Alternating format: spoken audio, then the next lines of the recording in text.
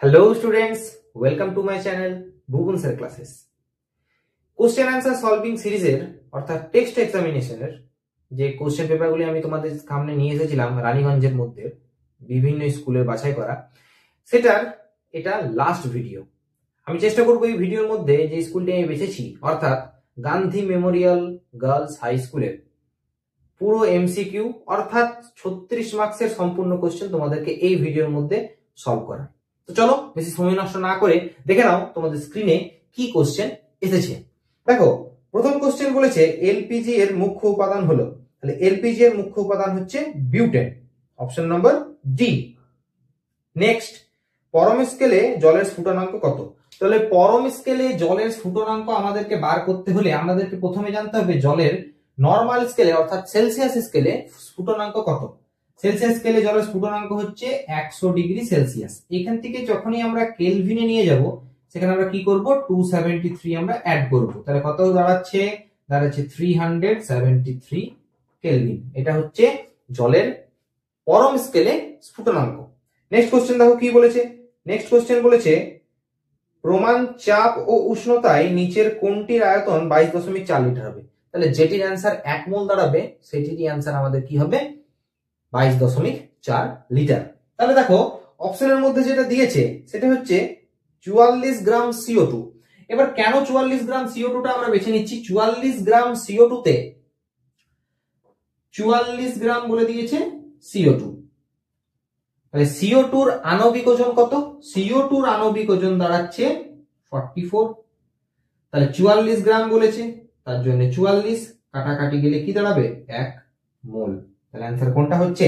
Answer হচ্ছে option number B. Next দেখো কি বলেছে। বলেছে তাপীয় রোধ সর্বনিম্ন কার? এখানে অপশনের মধ্যে দেখো কি দিয়েছে, বলেছে লোহা, তামা, হিরে এবং অ্যালুমিনিয়াম। তাহলে অ্যান্সার হচ্ছে তামা, অপশন বি। নেক্সট কোশ্চেন দেখো কি বলেছে। বলেছে সমতল দর্পণের বক্রতা ব্যাসার্ধ কত? সমতল দর্পণের বক্রতা ব্যাসার্ধ সবসময় মনে রাখবে যেটার অ্যান্সার হবে অসীম। নেক্সট দেখো কি বলেছে।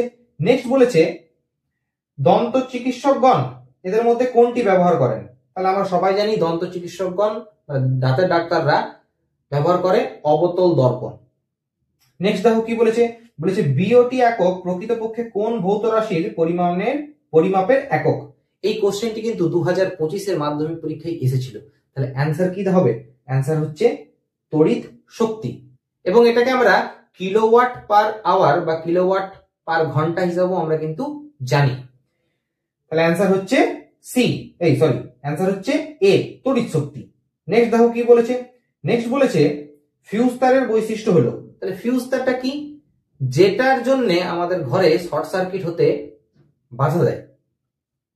তাহলে ফিউজ তারের গলনাঙ্কটা কি হতে হবে? গলনাঙ্কটা হতে হবে কম এবং রোধটা কি হতে হবে উচ্চ। তাহলে কোন অপশনটা হচ্ছে? অপশন নম্বর ডি, রোধ উচ্চ গলনাঙ্ক নিম্ন। নেক্সট কোশ্চেন দেখো। বলেছে আলফা কণা প্রকৃতপক্ষে কি? আলফা কণা প্রকৃতপক্ষে হচ্ছে একটা হিলিয়াম 2+ আয়নের সঙ্গে সমান। এটা খুব ইজি ছিল। নেক্সট দেখো। নেক্সট বলেছে সন্ধিগত মৌল নয়। এই কোশ্চেনটা অনেকের মনে হতে পারে যে কোশ্চেনটা ভুল বানিয়ে দিয়েছে, কিন্তু ভুল নয়। এটা একটু মন দিয়ে তোমাদেরকে একটু পড়তে হতো বা জানতে হতো। দেখো যে অপশনগুলো দিয়েছে আয়রন অর্থাৎ Fe, Cu3 দিয়েছে, হ্যাঁ Cu3, নিকেল এবং জিঙ্ক। দেখো আয়রন, নিকেল, কপার এই তিনটেই এবং জিঙ্কটাও কিন্তু তোমরা জানো যে সন্ধিগত মৌল, কিন্তু এদের মধ্যে জিঙ্কটাকে কিন্তু আমরা সন্ধিগত মৌল বলতে পারি না। কারণ সন্ধিগত মৌল হওয়ার একটা কন্ডিশন আছে, যেটা হচ্ছে যার ডি কক্ষটা অর্ধপূর্ণ থাকবে, অর্থাৎ ডি অরবিটালটার মধ্যে ইলেকট্রন কিন্তু সম্পূর্ণ থাকবে না। কিন্তু জিঙ্কের ডি অরবিটালটা কিন্তু সম্পূর্ণরূপে ভর্তি। সেই জন্যই আমাদের অ্যান্সার হয়ে দাঁড়াবে জিঙ্ক। ক্লিয়ার হলো? অ্যান্সারটা হয়ে দাঁড়াচ্ছে জিঙ্ক। নেক্সট দেখো কোশ্চেন কি বলেছে। বলেছে মৃদু তড়িৎ বিশ্লেষ্য হলো। মৃদু তড়িৎ বিশ্লেষ্য হলো, এই কোশ্চেনটাও কিন্তু 2025 এর মাধ্যমিক এসেছিল। অ্যান্সার কি হয়ে যাবে? অ্যান্সার হয়ে যাবে acetic acid CH3COOH, option number D. বলেছে ক্রিপ্স যন্ত্রে এদের মধ্যে কোন গ্যাসটি প্রস্তুত করা হয় না? তাহলে ক্রিবস যন্ত্রে যে গ্যাসটা প্রস্তুত করা হয় না সেটা হচ্ছে হাইড্রোজেন সালফাইড অর্থাৎ H2S।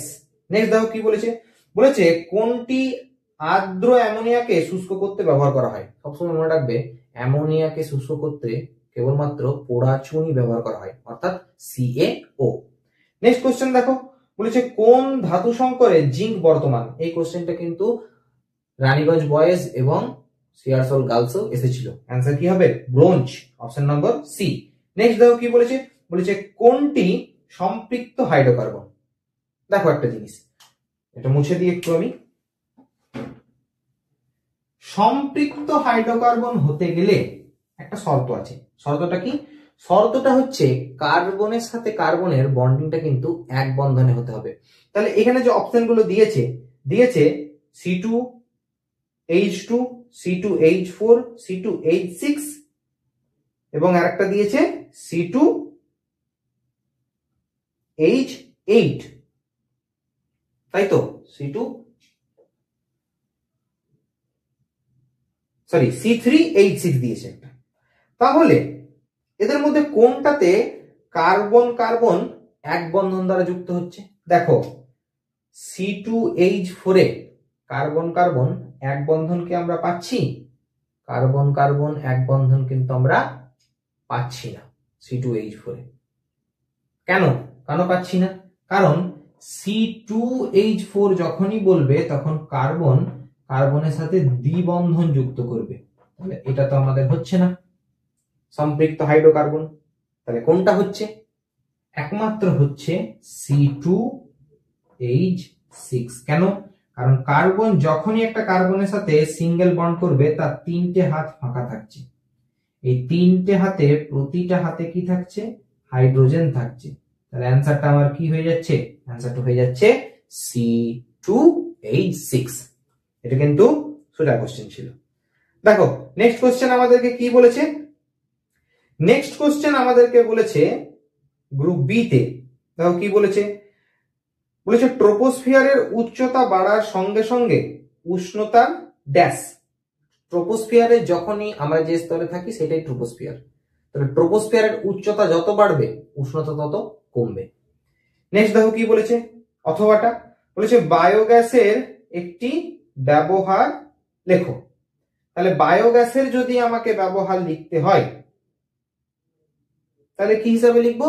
বায়োগ্যাস আমরা জ্বালানি হিসাবে ব্যবহার করে থাকি, যেমন গোবর গ্যাস, এটাও তো একটা বায়োগ্যাস, তাহলে এটা আমরা জ্বালানি হিসাবে ব্যবহার করে থাকি। নেক্সট দেখো কি বলেছে, বলেছে বায়ুমণ্ডলের উচ্চতা বৃদ্ধি করে এমন একটি গ্যাসের নাম লেখো। উচ্চতা নয়, সরি, উষ্ণতা।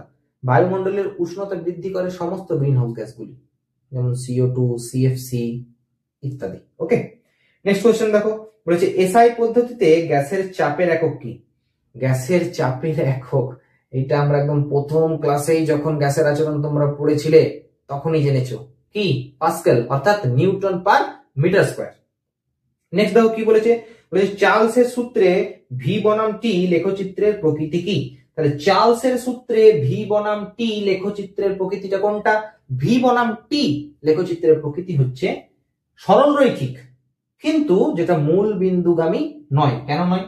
কারণ যদি আমরা চার্লসের ভি বনাম টি, এটাকে আমরা টি ধরে নিচ্ছি, ধরে নিলাম এখানে -273, তাহলে এটা এরকম দাঁড়াচ্ছে, এটা আমাদের ভি। দেখো এখানে তো 0, তাহলে এটা কি মূল বিন্দুগামী সরল রেখা? না, এটা মূল বিন্দুগামী কিন্তু সরল রেখা নয়, কিন্তু এটা সরল রেখা যেটা মূল বিন্দুগামী নয়, এটাই তার প্রকৃতি। নেক্সট কোশ্চেন দেখো, নেক্সট কোশ্চেন বলেছে নিচের বিবৃতিটি সত্য না মিথ্যা লেখো। বলেছে কোন তরলের প্রকৃত প্রসারণ যে পাত্রে রাখা হয় তার প্রসারণের উপরই নির্ভর করে। দেখো এটা কিন্তু না, হবে না। কেন হবে না? কারণ তরলের আপাত প্রসারণ গুণাঙ্কটাই তার ওই পাত্রের প্রকৃতি বা উপাদানের উপর নির্ভর করছে। ঠিক আছে, তার অ্যান্সার হয়ে যাবে মিথ্যে। এর অথবা কি দিয়েছে, বলেছে লোহা, ইনভার ও তামা এদের মধ্যে সবচেয়ে কম দৈর্ঘ্য প্রসারণ গুণাঙ্ক কার?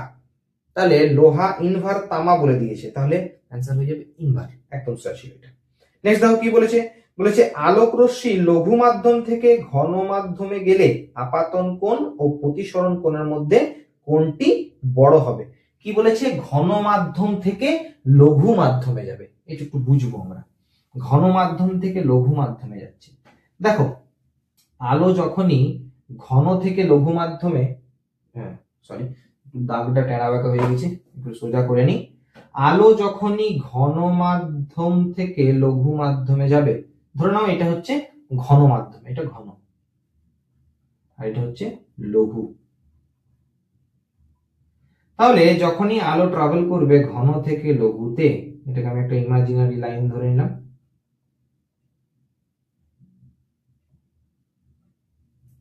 দেখো আলো ট্রাভেল করছে তো, তাহলে কি হবে? যে অক্ষটা আমি ধরেছি ইমাজিনারি, সেই অক্ষের দিকে কিন্তু একটু বেঁকে যাবে যখনই ঘন থেকে লঘুতে ট্রাভেল করবে। তাহলে এই যে কোণটা আর এই যে কোণটা, এই দুটো কোণ কি একই দেখতে? না, এই দুটো কোণ একই নয়। এটা হচ্ছে কোণ আই, আপতন কোণ, এটা হচ্ছে কোণ আর, অর্থাৎ প্রতিসরণ কোণ।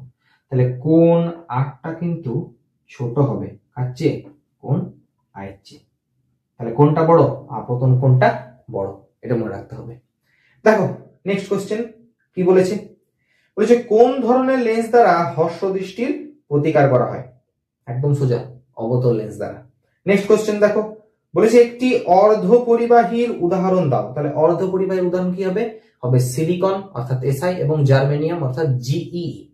নেক্সট কোশ্চেন দেখো, বলেছে গৃহস্থলীর বর্তনীতে লাইট তার ছাড়া বাকি তার দুটি কি কি? একটা আর্থিং তার, যেটা উপরের বড় গোলটা থাকে সেটা আর্থিং তার, এবং একটা নিউট্রাল তার। নেক্সট দেখো কি বলেছে? নেক্সট কত নম্বর কোশ্চেন? হ্যাঁ, অপশন কোশ্চেন নম্বর 10। বলেছে পারমাণবিক চুল্লিতে কোন ধরনের নিউক্লিয় বিক্রিয়ার সাহায্যে শক্তি উৎপন্ন হয়? তাহলে পারমাণবিক চুল্লিতে একমাত্র নিউক্লিয় বিভাজন হয়। ওকে, নেক্সট কোশ্চেন দেখো কি বলেছে? বলেছে একটি প্রাকৃতিক তেজস্ক্রিয় মৌলের উদাহরণ দাও। তাহলে প্রাকৃতিক তেজস্ক্রিয় মৌলের উদাহরণ কি হয়ে যাবে? ইউরেনিয়াম। ওকে, নেক্সট বলেছে বাম স্তম্ভ ডান স্তম্ভ, কি বলেছে? এদিকে অ্যাসিটিক অ্যাসিড কাঁচ, এদিকে বলে দিয়েছে ক্রিপ্টন, আচ্ছা অ্যাসিটিক অ্যাসিড কাঁচ। অপশন 3 হচ্ছে সর্বাধিক তড়িৎ ঋণাত্মক মৌল এবং একটি তেজস্ক্রিয় অভিজাত মৌল। তাহলে সর্বাধিক তড়িৎ ঋণাত্মক মৌল তো একদম কনফার্ম, যেটা হচ্ছে আমাদের ফ্লুরিন। ফ্লুরিন একদম কনফার্ম হয়ে গেল। নেক্সট দেখো কি বলেছে? Acetic acid. অ্যাসিটিক অ্যাসিড হচ্ছে প্রথম কোশ্চেনটা অ্যাসিটিক অ্যাসিড, তাহলে অ্যাসিটিক অ্যাসিড হচ্ছে মৃদু তড়িৎ বিশ্লেষ্য। অপশন নম্বর 2 কাঁচ। কাঁচ হচ্ছে তড়িতের অপরিবাহী, এটাই হবে, তাছাড়া আর কোনো কিন্তু অপশন নেই। নেক্সট যেটা আমার বেঁচে রইলো সেটি হচ্ছে একটি অভিজাত মৌল, যেটা হচ্ছে ক্রিপ্টন। হয়ে গেল, একদম সোজা ছিল। নেক্সট কোশ্চেন দেখো, বলেছে ক্লোরোফর্ম ও সোডিয়াম ক্লোরাইড এদের মধ্যে কোনটি জলে দ্রবীভূত হয় না? ক্লোরোফর্ম কিন্তু জলে দ্রবীভূত হয় না। সোডিয়াম ক্লোরাইড অর্থাৎ কি? NaCl, যেটা নুন। তাহলে নুনটাই জলে দ্রবীভূত হবে। তাহলে অ্যান্সার হয়ে যাচ্ছে যে ক্লোরোফর্ম জলে দ্রবীভূত হয় না। নেক্সট, তামার চামচের উপর রূপোর তড়িৎ লেপন করলে ক্যাথোড হিসাবে কি ব্যবহার করা হয়? আগের দিনেও এই কোশ্চেনটা কিন্তু এসেছিল। তাহলে যেটার উপরে আমরা তড়িৎ লেপন করব সেটাকে আমরা কোথায় রাখবো? ক্যাথোডে। তাহলে তামার চামচটিকে আমরা কোথায় রাখছি? ক্যাথোডে রাখবো। দেখো কোশ্চেন নম্বর 14 দেখো, বলেছে তড়িৎ বিশ্লেষণের সময় কোন শক্তি রাসায়নিক বিক্রিয়া ঘটায়? তড়িৎ শক্তি। নেক্সট কোশ্চেন দেখো, বলেছে নেসলার বিকারকের সঙ্গে অ্যামোনিয়ার বিক্রিয়ায় কি রং উৎপন্ন হয়? নেসলার বিকারকের সঙ্গে যখনই আমরা অ্যামোনিয়ার বিক্রিয়া করব তখনই একটা তামাটে বাদামি বর্ণের রং কি হবে? উৎপন্ন হবে। নেক্সট দেখো কি বলেছে? নেক্সট বলেছে শূন্যস্থান পূরণ করো। NaOH প্লাস H2S অ্যারো দিয়েছে, ড্যাশ পূরণ করতে দিয়েছে, আর উৎপন্ন হয়েছে জল। তাহলে উৎপন্ন হবে NaHS, sodium bisulphide. NaHS, sodium bisulphide.